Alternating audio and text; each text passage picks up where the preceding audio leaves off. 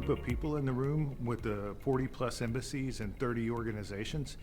And the idea is to see where the mechanisms and areas are for cooperation with this group that I have in the room.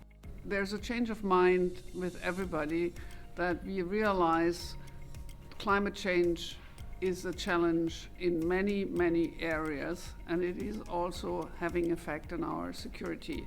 I think this crowd was diverse but also unanimous in the need to work together. People are concerned about what climate is doing to the drivers of conflict. People in conflict-affected contexts face a double vulnerability. Unfortunately, women and children, elderly populations, and people with disabilities are often disproportionately affected by climate change. Very fragile states, so countries that have kind of weak institutions, weak governments that aren't able to help and respond. Before the house is on fire, we should take measures to do this, and I think a Security Council resolution would be the gold standard for anybody to go into this issue. But what we often see in practice is that there are silos. And what was very clear is that we need to break those silos, use the global political momentum, and make it real in terms of action on the ground.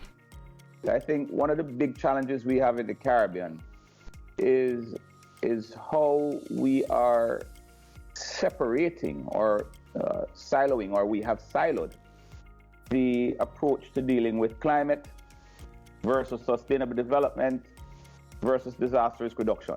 Well, I very much hope that governments may come and go, but that effort will continue in bringing all of the important actors really together. And if we can elevate what the outcomes here that we publish in the Roundtable reports, and we can get it at the higher political discussions, I think that we're really starting to do something.